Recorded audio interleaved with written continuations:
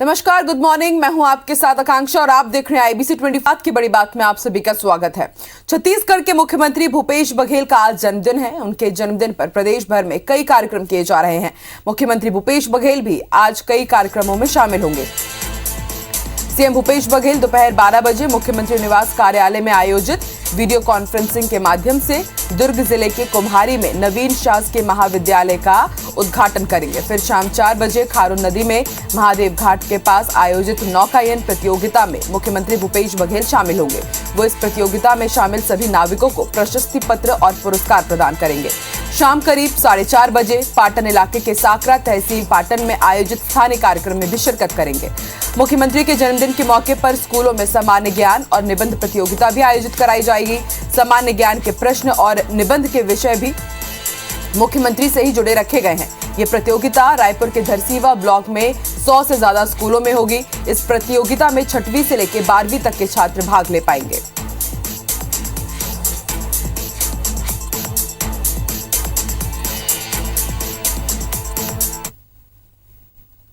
आज यूपी के पूर्व सीएम कल्याण सिंह का अंतिम संस्कार किया जाएगा और बुलंदशहर के नरौरा घाट पर उनका अंतिम संस्कार होगा। और माना जा रहा है कि इसमें गृह मंत्री अमित शाह, रक्षा मंत्री राजनाथ सिंह भी शामिल होंगे। सीएम शिवराज सिंह चौहान भी इसमें शामिल होने के लिए आज बुलंदशहर पहुंचेंगे। आपको बता दें, शनिवार को पूर्व सीएम कल्याण सिंह का निधन हुआ था। वो लंबे समय से बीमार चल रहे थे और परसों रात उन्होंने अंतिम सांस ली थी। कल प्रधानमंत्री नरेंद्र मोदी ने उनको श्रद्धांजलि अर्पित की थी।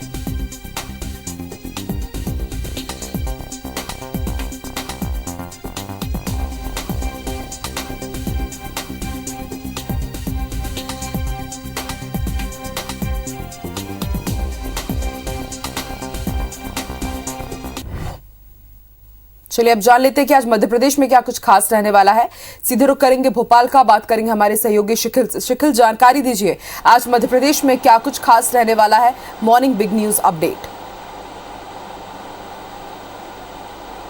देखिए, सबसे पहले बात प्रदेश के मुखिया शिवराज सिंह चौहान की। तो आज शिवराज सिंह चौहान जो है वो नरौरा यानी कि उत्तर प्रदेश में यहाँ पर जाएंगे। आज जो पूर्व जो मुख्यमंत्री उत्तर प्रदेश के जो कल्याण सिंह का निधन यहाँ पर हुआ है, वहाँ पर शिरकत यहाँ पर करेंगे, श्रद्धांजलि देंगे। इसके अलावा अगर यहाँ पर देखा जाए तो आज मध्य प्रदेश के दौरे पर बीते 2 दिनों से जो है वो 25 सांसदों का जो केंद्रीय दल है वो अभी फिलहाल निरीक्षण पर यहाँ पर है। कल सांची और इसके अलावा जनजाति संग्रहालय का यहां पर दौरा किया गया था और आज कई विभागों की समीक्षा बैठक यहां पर होगी। केंद्र की योजनाओं से संबंधित फीडबैक यहां पर लेंगे, अधिकारियों से चर्चा यहां पर की जाएगी। वहीं अगर देखा जाए तो सराफा व्यापारियों की जिस प्रकार से पूरे राष्ट्रव्यापी हड़ताल यहां पर है, उसका असर भी राजधानी भोपाल में देखने को यहां पर मिलेगा। आज जिस प्रकार से जो यहां पर एक जो उनके पंजीयन के लेकर जो एक नई नीति यहां पर लाई यहां पर गई है, उसे लेकर तमाम जो सराफा व्यापारी हैं उसका लेकर विरोध दर्ज करा रहे हैं। वहीं देखा जाए तो एक बार फिर से जो प्राइवेट एसोसिएशन स्कूल संचालक जो हैं वो अब आंदोलन की राह पर यहां पर आ गए हैं। 2 सितंबर को ऐलान यहां पर किया है कि जो हड़ताल है वो मध्य प्रदेश में यहां पर की जाएगी। इनकी मांग है कि पहली कक्षा से 12वीं तक की जो कक्षाएं हैं वो यहां पर खोली जाए। कोरोना संक्रमण यहां पर खत्म हो गया है। इसके अलावा 5 सूत्रीय आर्थिक मांगे भी जो है वो एसोसिएशन की यहां पर हैं। तो एक आंदोलन की रूपरेखा यहां पर तैयार होगी। हालांकि कल जिस प्रकार से ऐलान यहां पर किया गया था, उसे लेकर आज स्कूल शिक्षा मंत्री इंदर सिंह परमार से इन डेलीगेशन जो है स्कूल एसोसिएशन का वो यहां पर मुलाकात करेगा और हो सकता है इस मामले का कोई हल भी यहां पर निकल आए। वहीं अगर देखा जाए तो बैठकों के दौर आज बहुत राजधानी भोपाल में तेज यहां पर रहेंगे। प्रशासनिक बैठकों की बात यहां पर की जाए तो नगरीय विकास आवास विभाग में बैठकों का दौर यहां पर जारी रहेगा। आज बड़ी बैठक यहां पर होनी है।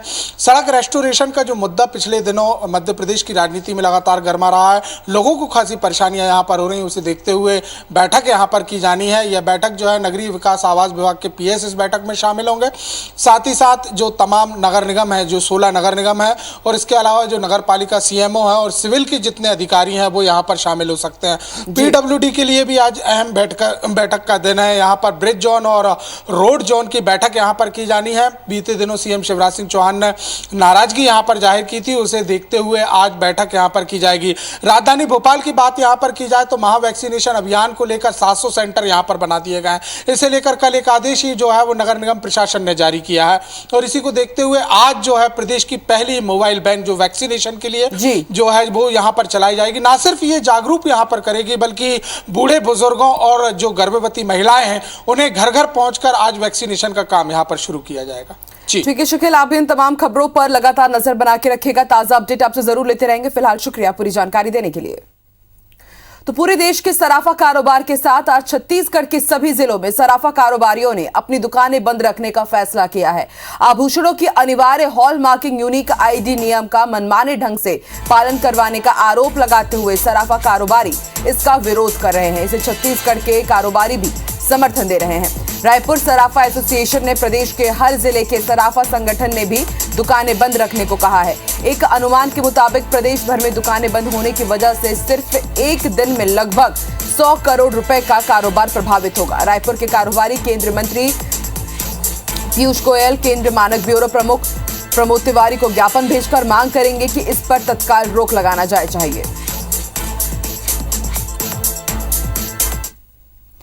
अफगानिस्तान से आपको इस वक्त की बड़ी खबर बता दें। अफगानिस्तान से सूत्रों के हवाले से यह बड़ी खबर मिल रही है कि पंजशीर में 300 से ज्यादा तालिबानी ढेर किए गए हैं। मसूद के लड़ाकों ने तालिबानियों को ढेर किया है। पंजशीर घाटी पर अब तक तालिबानी अपना कब्जा नहीं कर पाए हैं और वहीं से सबसे पहले विरोध देखने को मिला था तालिबान का और उनके कब्जे का। आपको बता दें अहमद शाह अपने लड़ाकों के साथ अभी भी पंजशीर घाटी पर मौजूद हैं।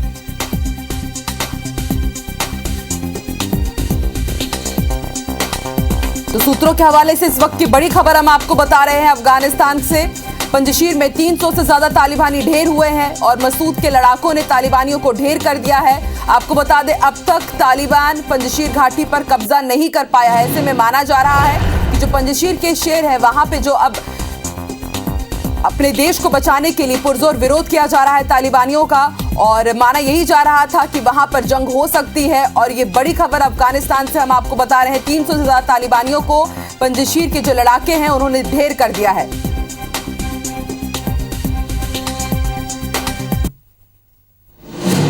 बड़ी खबर आपको बता दें, अफगानिस्तान में फंसे भारतीयों को एक बार फिर से वापस लाया गया है। 4 विमान से दिल्ली लाए गए हैं 146 लोग। आपको बता दें ये सभी लोग अफगान में फंसे हुए थे। 146 लोगों का रेस्क्यू किया गया है। तो कल भी 2 विमान पहुंचे थे भारत और अब तक बताया जा रहा है कि करीब 400 से ज्यादा भारतीयों की वापसी हो चुकी है। कुछ अफगान सिख भी कल पहुंचे थे और आज 146 लोगों का रेस्क्यू किया गया है अफगानिस्तान से। तस्वीरें हम आपको दिखा रहे हैं। विस्तारा विमान से 104 भारतीय वापस लाए गए हैं।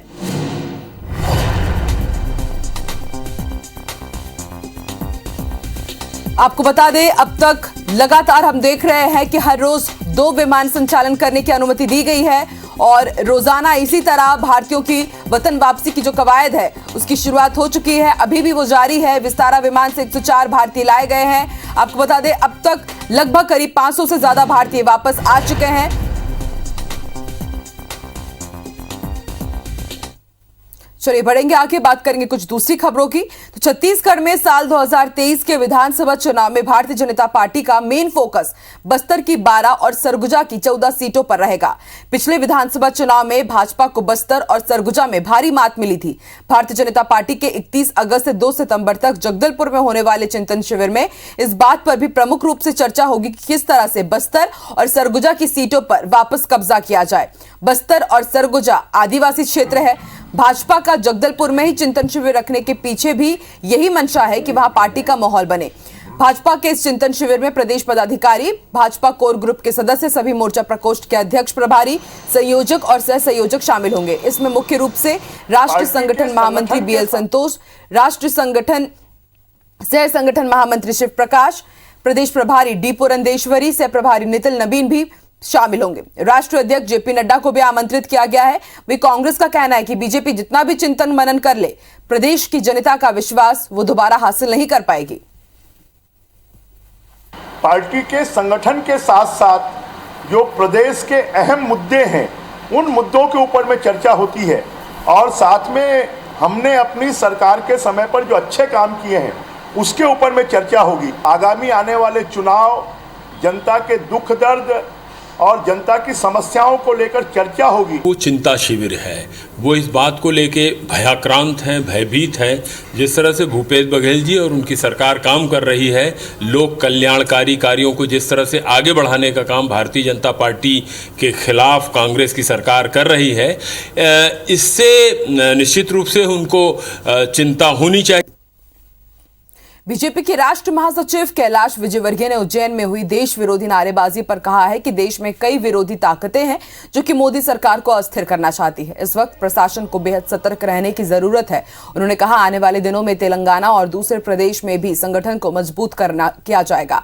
कैलाश विजयवर्गीय ने कहा कि केंद्रीय मंत्री सिंधिया से इंदौर में स्पेशल फ्लाइट शुरू करने के लिए भी बात हुई है। उन्होंने सभी आयोजन में कोरोना प्रोटोकॉल का पालन करने के लिए भी अपील की है। उन्होंने कहा कि साल 2024 के चुनाव की तैयारियां भी शुरू हो गई है।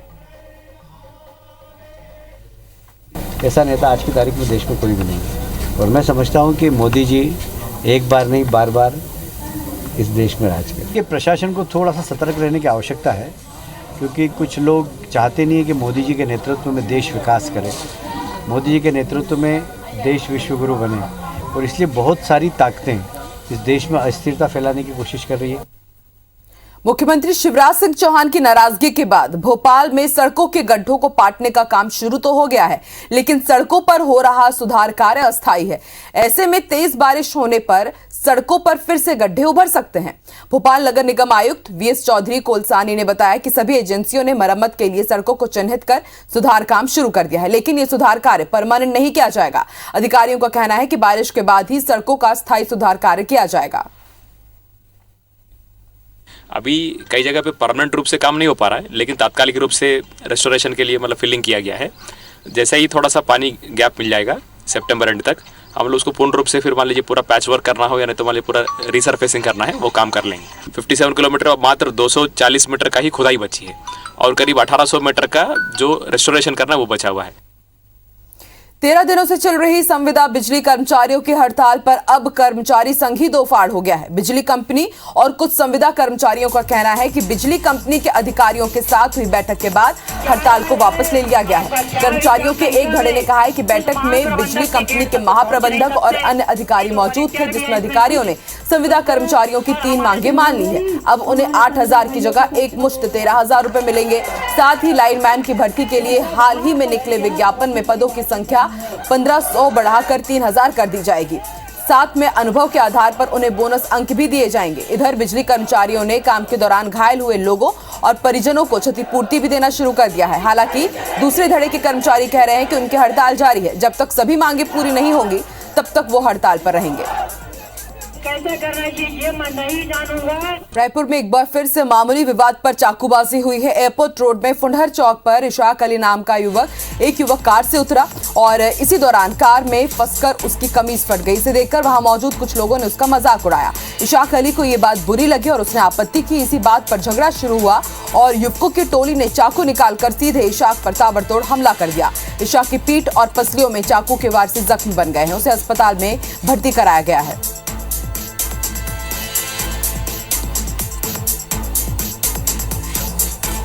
तो एक बार फिर से रायपुर में चाकूबाजी की घटना सामने आई है और मामूली विवाद पर यह चाकूबाजी हुई है। बताया जा रहा है एयरपोर्ट रोड में फुंडहर चौक पर इशाक अली नाम का एक युवक कार से उतरा और इस दौरान कार में फंसकर उसकी कमीज फट गई और इसे देखकर वहां पर जो कुछ लड़के मौजूद थे उन्होंने उनका मजाक उड़ाया। इशाक अली को यह बात बुरी लगी और उसने आपत्ति जताई और इसी बात पर पूरा झगड़ा शुरू हुआ और जो वहां पर युवक खड़े हुए थे उन्होंने चाकू निकालकर ताबड़तोड़ इशाक पर हमला कर दिया और इससे इशाक की पीठ और पसलियों पर कई जख्म बन गए हैं। उसे अस्पताल में भर्ती कराया गया है जहां उसका इलाज जारी है और शिकायत पर तेलीबांधा थाना की पुलिस ने जांच शुरू कर दी है।